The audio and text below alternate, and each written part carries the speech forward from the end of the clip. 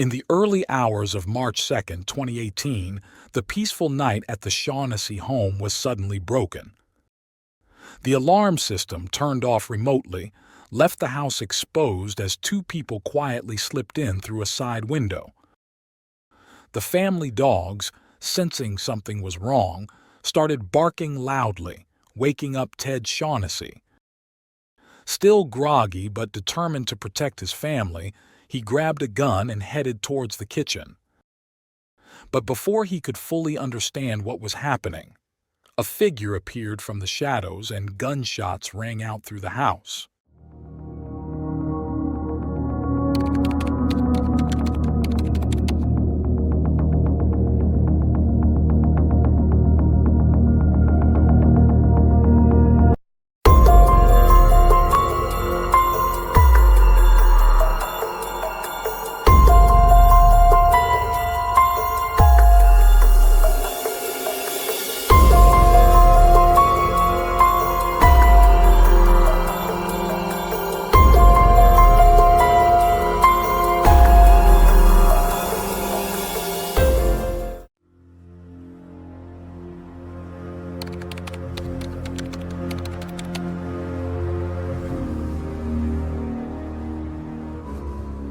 Theodore Shaughnessy was born on February 7, 1963, in Los Angeles, California.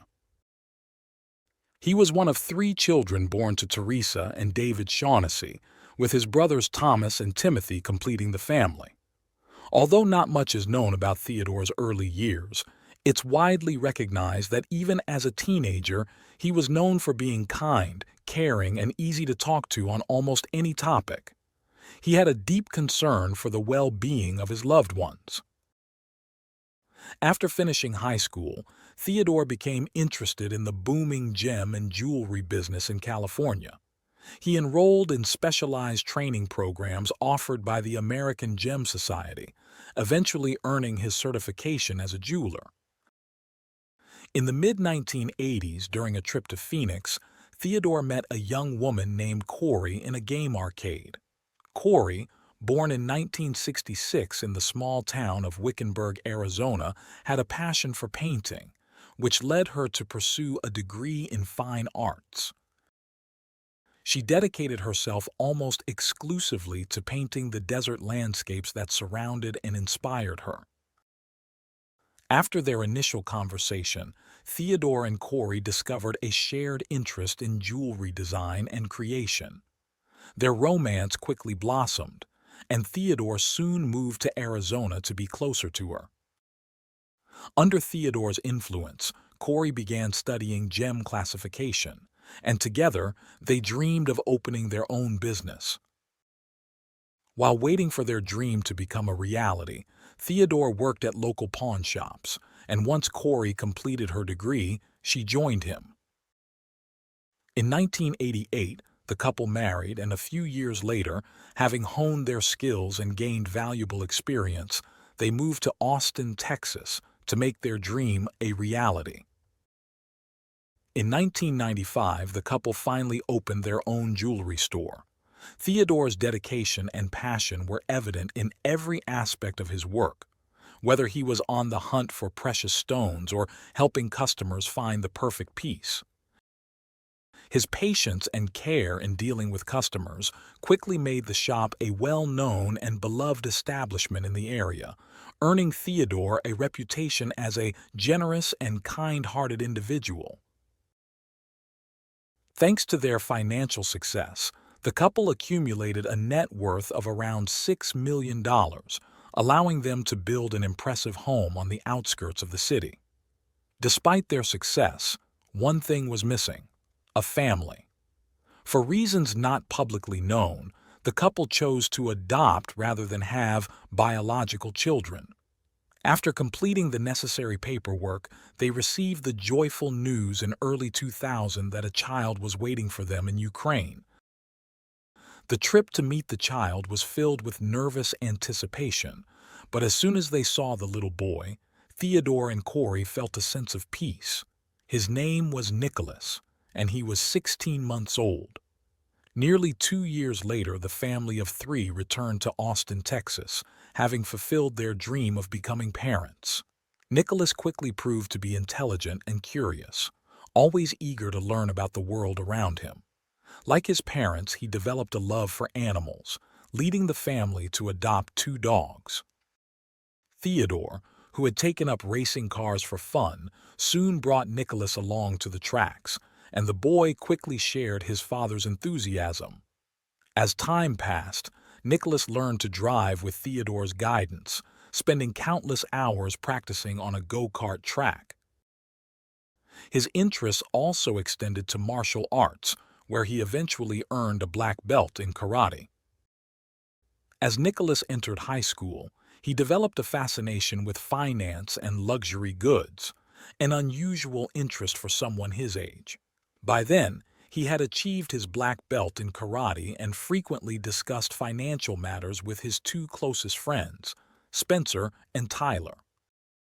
However, Nicholas's constant need to show off his wealth and possessions made others uncomfortable, including his friends. Despite this, he won the heart of a young girl named Jacqueline, who had moved to Austin from New Jersey after her parents' divorce.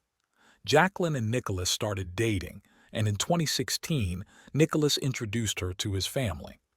Although the evening began somewhat awkwardly by the end of dinner, Theodore and Corey were charmed by Jacqueline. Due to the physical abuse Jacqueline suffered at the hands of her father, she found refuge in the home of her boyfriend and his parents.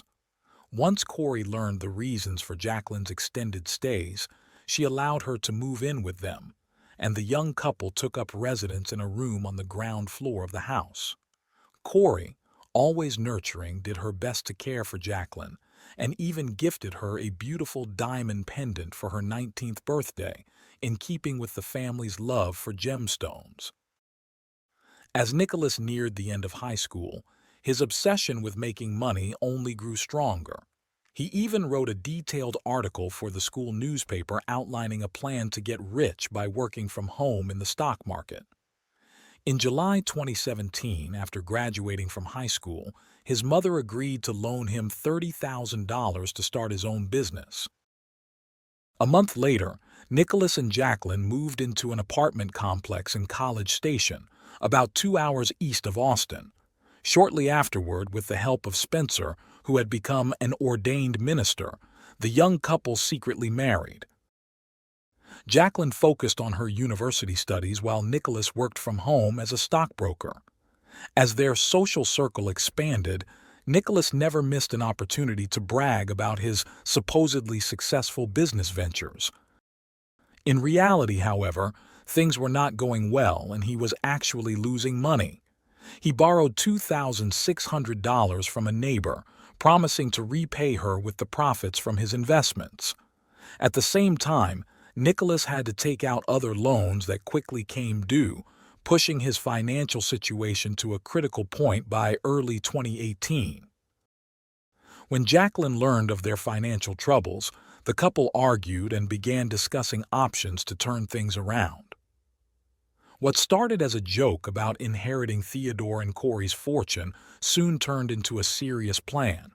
After all, if they were no longer around, Nicholas would be the sole heir to a $2 million life insurance policy, plus an additional $6 million from the business and property. A few days later, the idea morphed into a real project, and the couple even agreed to hire someone to eliminate Theodore and Corey. The first person Nicholas approached for the job was his friend Spencer, but despite offering him $50,000, Spencer refused outright. The couple's initial failures did not deter their determination. On the contrary, by mid-February 2018, Nicholas turned to social media to continue his search for someone willing to carry out their dark plan. He contacted a woman who worked at the complex where he lived, offering her extra money. When she inquired about the nature of the work, he proposed that she kill 2 people in exchange for $20,000 per victim. The woman never responded again, and like the neighbor who had loaned him money, Her identity has remained undisclosed for safety reasons. Nicholas faced similar rejection from a third individual he approached with the offer. Unwilling to give up, on Friday, February 23, 2018, he visited a local bar and struck up a conversation with Johnny Leon, a 21-year-old with a criminal record for drug offenses. After introducing himself and explaining the job, Nicholas offered Johnny $100,000, with payment to be made in installments. As they discussed the details, Nicholas texted Jacqueline to share the good news. When she asked about the cost, he brushed off her concerns. That night, Johnny and Nicholas agreed to meet later at Nicholas's house to finalize the plan. On Monday, February 26, 2018, Corey called her son to ask why he had not yet repaid the loan she had given him. The uncomfortable conversation quickly escalated into an argument, leaving Nicholas feeling even more pressured to achieve his goal. On the morning of Wednesday, February 28, 2018, before meeting with Nicholas, Johnny invited his friend Cameron Bosmek, who worked at a local company, to help with what he described as a moving job. Cameron, unsuspecting of anything nefarious, agreed. When Cameron and Johnny arrived at Nicholas's home, they were caught on the security cameras. Once inside, Nicholas revealed the true nature of the plan. He explained that he would deactivate the security alarm remotely from his phone to allow them access to his parents' home. They were to enter through a window in one of the rooms, where they would find a gun in a drawer. Nicholas offered Cameron $10,000 payable in 3 installments, but as soon as the words were out of his mouth, Cameron walked out, refusing to be part of the plan. Later that day, back home with his family, Cameron confided in his wife about the unsettling incident. Meanwhile, left alone with Johnny, Nicholas offered to accompany him on the mission. That night, they drove to Austin, but after several hours, Nicholas realized he couldn't go through with it, and they returned to College Station. The following day, Johnny introduced Nicholas to Ariane Smith, a 23-year-old who had recently been released from prison after serving time for drug-related offenses. Despite his criminal past, Ariane was willing to join the plan. Nicholas laid out the details again, and they agreed to carry out the attack on March 2, 2018. On Thursday, March 1, 2018, Theodore and Corey finished their usual workday at the jewelry store. After dinner, they went to bed as usual. Meanwhile, Johnny and Ariane exchanged numerous messages, preparing for the task ahead. They met up and drove to Austin, arriving at around 4:30 a.m. Once Nicholas remotely deactivated the alarms, the two intruders entered the house. Following Nicholas's instructions, Ariane retrieved the gun from the designated drawer. However, the family dogs, alerted by the intruders' movements, began barking, waking Theodore and Corey. Still groggy from sleep, Theodore grabbed a gun and headed to the kitchen. Ariane, reacting quickly, fired several shots, hitting Theodore and causing him to collapse. In the chaos, one of the intruders also shot one of the family dogs. The noise from the gunfire prompted Corey to grab her gun. She positioned herself in the doorway of the bedroom and fired down the hallway, determined to defend her home, even though she couldn't see the intruders. Her actions, though they didn't injure the attackers, were enough to scare them off. They fled the scene, leaving Corey to take refuge in a closet where she called emergency services. It was nearly 5 a.m. when the police arrived, delayed because they initially went to the wrong address. During those agonizing minutes, Corey remained on the line with the 911 operator. When the operator finally instructed her to leave the closet and open the door for the officers, both Corey and the police were confronted with the horrific aftermath of the attack on Theodore. He was pronounced dead at 5:14 a.m., and through tears, Corey called her son to inform him of what had happened. As Nicholas and Jacqueline began their drive to Austin, the medical examiner determined that Theodore had died from multiple gunshot wounds. Meanwhile, the detectives initiated the investigation. What struck the detectives the most was the sheer number of bullet holes, both in the walls and scattered across the floor. They were able to reconstruct the attack with precision. Additionally, since only a side window was slightly ajar, they concluded that the intruders had likely used that window as their point of entry. Corey informed them that the window led to her son's former bedroom, prompting the detectives to search the room. In a dresser, they found an empty gun case. Immediately, they wondered if the missing gun had been used in the attack. Corey reported that nothing else was missing from the house and that she hadn't seen the intruders' faces. However, she suspected they knew about her and her husband's line of work. When Nicholas and Jacqueline arrived in Austin around 8 a.m., the detectives noticed Nicholas's unusual lack of concern. Their suspicions grew when, despite not knowing the full details of what had happened, Nicholas went straight to check the window in his old bedroom. A few minutes later, Nicholas, his mother, and his wife went to the police station to answer the detectives' questions. It was then that Nicholas recounted how he had learned about the incident. After Nicholas informed investigators that he had not been in the city for about a month, he handed over his cell phone. During their examination of the device, the officers discovered an app that allowed remote access to the family home's alarm system. When questioned about this, Corey explained that the alarm access was shared among all family members, but noted that it hadn't been activated that night. However, a review of the system's history revealed that the alarm had been deactivated at the exact time the intruders broke in, raising suspicions. Jacqueline corroborated her husband's story, stating that they had stayed home that night. Following these initial statements, all three were informed that they would undergo gunshot residue tests. Jacqueline's sudden nervousness caught the attention of the investigators, sparking further doubts. Meanwhile, at the crime scene, evidence collection continued, and due to the case's complexity, the district attorney was brought in to assist. She quickly began to suspect that Theodore might have known his attacker. As no fingerprints belonging to the family members were found, suspicions began to shift toward Corey. To make matters worse, Corey's decision to forego a funeral and her request to clean the house as soon as possible only fueled the investigators' doubts. While waiting for the case to be resolved, she closed the jewelry store and had her husband's remains cremated. On the same day, as his mother struggled to cope with her grief, Nicholas exchanged text messages with Spencer. He asked if Spencer wanted to see photos of the crime scene, boasting that the investigators had returned his phone, a clear sign, in his view, that he was no longer a suspect. When Corey was called in for another interview, the questioning was so intense that she began to feel as though she was no longer being treated as a victim. By then, however, she wasn't the only one under scrutiny. Her son had not been entirely ruled out as a suspect.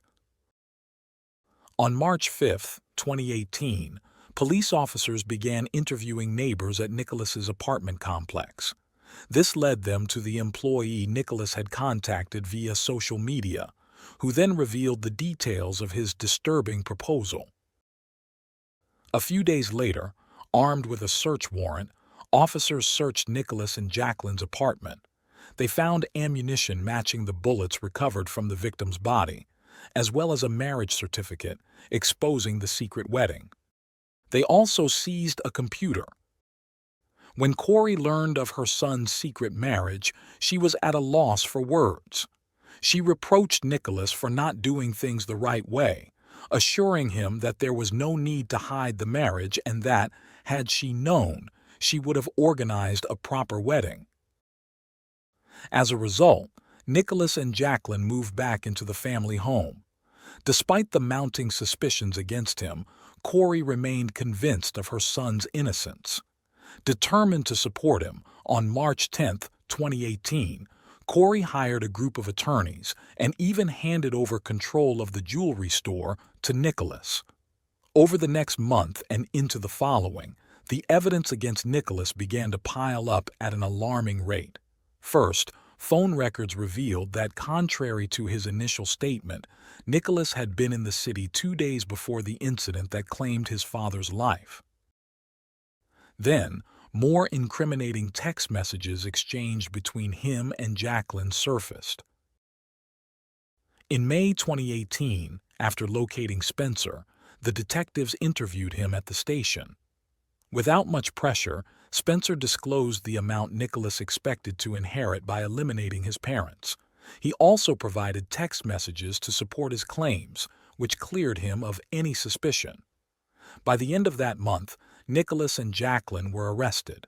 Both were charged with criminal solicitation to commit capital murder. Nicholas's bail was set at $3 million and Jacqueline's at $1 million.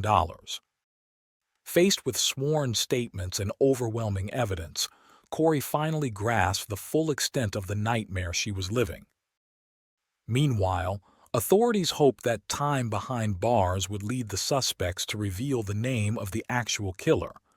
However, as neither showed any signs of cooperation, the officers prepared to take further action. During the first week of July 2018, one of the detectives meticulously reviewed the security camera footage from Nicholas and Jacqueline's home, focusing specifically on the days leading up to the crime. To his surprise, he discovered an image of Nicholas greeting 2 men at the front door. One of the men was wearing a shirt with the logo of a local company. Following this lead, the detective visited the company and learned that the man was Cameron, whose address he quickly obtained. A couple of hours later, when the detective arrived at Cameron's residence, his wife immediately knew the reason for the visit. Although Cameron wasn't home at the time, she shared what she knew and provided Johnny's name to the detective. On Wednesday, July 11, 2018, when Johnny was brought in for questioning at the station, he offered little resistance. It quickly became apparent to the detectives that they had found the accomplice they were looking for. Johnny was arrested and charged with capital murder. Further investigation revealed incriminating text messages exchanged between Johnny and Arian just hours before the crime, indicating that Johnny had not acted alone. Finding Arian, however, proved challenging, but he was finally apprehended on December 10, 2018. During his interrogation, Arian detailed the events of that night, breaking down as the questions continued. He expressed remorse for the tragedy his actions had caused and eventually admitted to being the one who fired the shot that killed Theodore. He also directed the detectives to where they could find the missing weapon, which turned out to be one of Nicholas's guns. Jacqueline, meanwhile, admitted that she had been aware of her husband's intentions from the start. Her cooperation earned her a reduced bail. With all the pieces in place for a trial, the district attorney initially planned to seek the death penalty for Nicholas. However, in the spring of 2021, the district attorney left her position, and her successor quickly offered plea deals to the 3 defendants. The deal allowed them to plead guilty to a reduced charge of murder in exchange for a 35-year sentence with the possibility of parole. In the end, all 3 accepted the offer. Jacqueline, who by that time was divorced, also agreed to plead guilty to attempted solicitation of capital murder, hoping for a more lenient sentence. In a virtual hearing held on April 7, 2021, the judge sentenced Nicholas and Arian to 35 years in prison. A week later, Johnny Leon received an identical sentence for the same crime.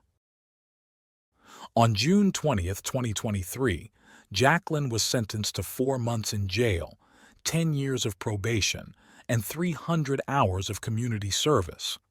Additionally, her passport was revoked, and she was prohibited from leaving the state of Texas without first informing her probation officers.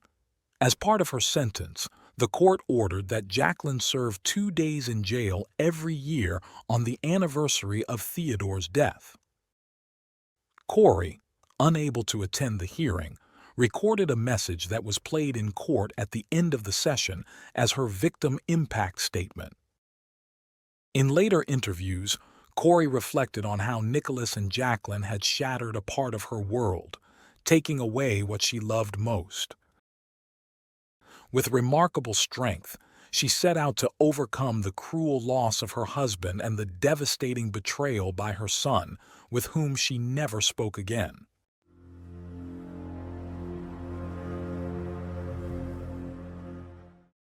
Thanks for tuning in to Unreal True Crime. If you're intrigued by mysteries from around the world, check out our new channel, Latin Crimes, where we dive into the gripping true crime stories of Latin America. Don't miss out. Subscribe now for more thrilling investigations.